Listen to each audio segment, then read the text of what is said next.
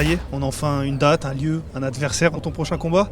C'est quoi ton premier sentiment maintenant que ça y est, l'objectif est matérialisé? Je suis content parce que c'est enfin fait et que après pas mal d'années de galère, voilà, j'ai su garder cette motivation, continuer à m'entraîner, gagner mes combats. Là, j'ai enchaîné 4 victoires. Et voilà, aujourd'hui, un gros combat à l'Adidas Arena à Paris, ce que je voulais pour une ceinture, donc tout est réuni. Tu l'as dit, c'est 25 avril, c'est à l'Adidas Arena, donc ça c'est la date et le lieu. L'adversaire, tu l'as dit, gros adversaire, Laurent Sokoli. Laurent Sokoli, c'est 24 combats, 23 victoires, dont 17 par KO. Par rapport à tes derniers adversaires, sans leur faire offense, ça monte d'un cran encore. C'était une volonté de ta part? Complètement, c'était une volonté. Ça faisait déjà quelques temps que je demandais à Franck Warren de me donner un grand adversaire, quelqu'un de bien classé. On a failli le faire avec Kabayel. Au final, ils ont préféré quelqu'un d'autre. Là, on m'a proposé Laurent Sokoli, j'ai signé direct.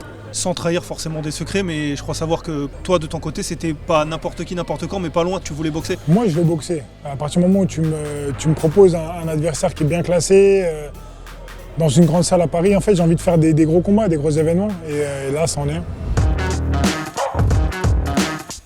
un. Tony Yoka, I heard thank you, Queensbury. I heard thank you, The Zone. I just didn't hear thank you, Lawrence Okoli, for the opportunity, and that's why I'm disappointed.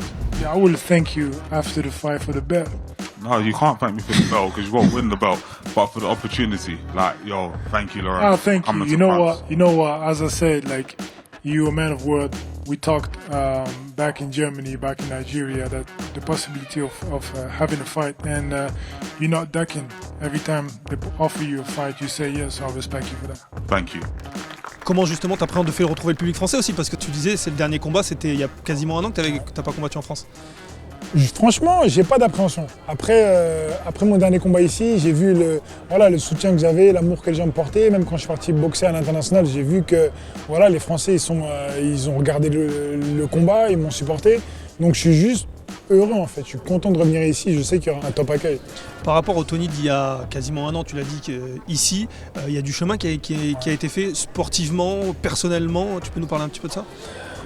Déjà, je pense que j'ai passé de cette période, on va dire, sombre, où j'avais enchaîné les défaites. Là, j'ai enchaîné 4 victoires, donc je suis complètement sorti de ça.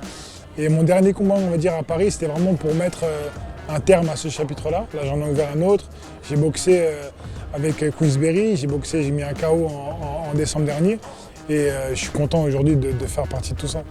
Allez, ne pas laisser. On lui percute là. Ne pas laisser corps venir. Et là, il a été piqué. Et là, Patrick Corté. Et c'est un chaos dramatique. Il va pas se relever, Patrick Corté. Maintenant, tu as 2 mois pour te préparer. Comment va se passer son camp? Tu vas le faire où? Avec qui? Est-ce que tu peux nous parler un peu de ça? Ça fait déjà longtemps que je me prépare parce que je sais que j'aurai un combat le 25 avril. Et en fait, en vrai, là, il me reste 9 semaines d'entraînement. Là, après-demain, je retourne à Londres et je prépare mon combat là-bas. Récemment, il y a des informations qui sont sorties comme quoi tu considérais changer de nationalité sportive. Tu les as démenties, notamment sur ta chaîne YouTube. Je te vois sourire. Est-ce que tu peux clarifier un petit peu pour les gens qui n'ont pas tout à fait compris? En vrai, il n'y a pas forcément grand-chose à clarifier. Je l'ai expliqué hier. Je ne change pas de nationalité sportive. Je ne compte pas refaire les Jeux Olympiques. Je suis bien dans ma carrière pro. C'est mon objectif aujourd'hui. Maintenant, n'en déplaise à certains, voilà, je suis 100% français, mais pour moi, je me considère 100% congolais aussi. Je suis content d'avoir cette opportunité de pouvoir travailler avec le gouvernement là-bas, de monter une académie avec la fédération congolaise, et puis voilà, mais je vois pas en quoi ça pose un problème. Justement, ça a un peu éclipsé le fait que tu étais retourné justement au Congo, la terre de ton papa, je crois. Je sais que c'était très important pour toi, personnellement.